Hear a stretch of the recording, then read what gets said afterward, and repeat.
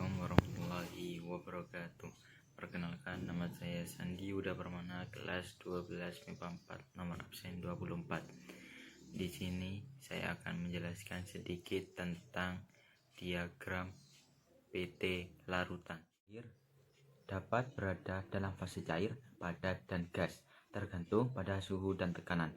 Ketiga fase tersebut dapat diungkapkan dalam bentuk diagram yang disebut diagram fase air. Diagram fase umumnya menggunakan tekanan sumbu Y dan parameter temperatur sumbu E. Karena itu, diagram ini juga dikenal dengan diagram PT. Di dalam diagram ini terbentuk tiga buah garis yang menjadi batas tiga fase air, yaitu padat, cair, dan gas. Garis pertama dikenal dengan garis beku yang menjadi batas antara fase padat dengan fase cair.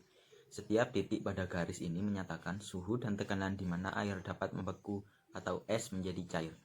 Pada tekanan 760 mmHg atau 1 atm air membeku pada 0 derajat Celcius. Garis kedua menjadi batas antara fase cair dan gas yang disebut dengan garis didih. Setiap titik garis tersebut menyatakan suhu dan tekanan di mana air akan mendidih. Titik didih tergantung pada tekanan gas di permukaan. Pada tekanan 1 atm atau 760 mmHg, air akan mendidih pada 100 derajat Celcius. Sedangkan garis ketiga adalah garis sublimasi yang menjadi batas antara fase padat dengan gas. Setiap titik pada garis tersebut menyatakan suhu dan tekanan di mana zat padat atau uapnya dapat menyublim.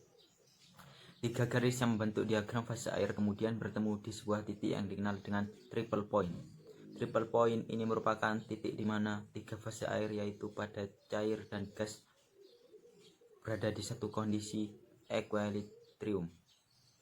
Kondisi ini berada pada tekanan 4,58 mmHg dan suhu 0,0098 derajat Celcius. Itu saja pembahasan mengenai di fase air. Selanjutnya kita akan membahas diagram fase larutan. Larutan mempunyai tekanan lebih rendah daripada pelarut murninya.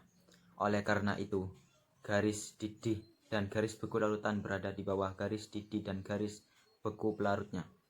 Penurunan tekanan uap terpengaruh terhadap titik didih dan titik beku larutan. Seperti yang tampak pada diagram fase ini, tekanan uap larutan pada suhu 100 derajat Celcius belum mencapai 1 atm atau 760 mmHg. Oleh karena itu, larutan belum mendidih. Larutan akan mendidih ketika tekanan uapnya mencapai 760 mmHg, yaitu di atas 100 derajat Celcius. Dengan kata lain, larutan mempunyai titik didih lebih tinggi daripada pelarutnya. Selisih antara titik didih larutan dengan titik pelarut ini merupakan kenaikan titik didih. Sebaliknya, penurunan tekanan uap menyebabkan larutan belum mencapai 760 mmHg pada suhu 0 derajat Celcius, sehingga belum membeku.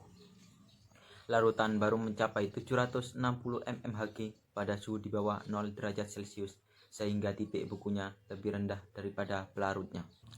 Nah, kita dapat menentukan salah satu sifat koligatif larutan berupa penurunan titik beku dari selisih antara titik beku larutan murni dengan titik beku larutan. Sedangkan penurunan tekanan uap dapat ditentukan dari selisih tekanan uap larut murni dengan tekanan uap larutan. Demikian presentasi saya tentang diagram PT larutan. Apabila ada kata salah saya mohon maaf. Terima kasih. Wassalamualaikum warahmatullahi wabarakatuh.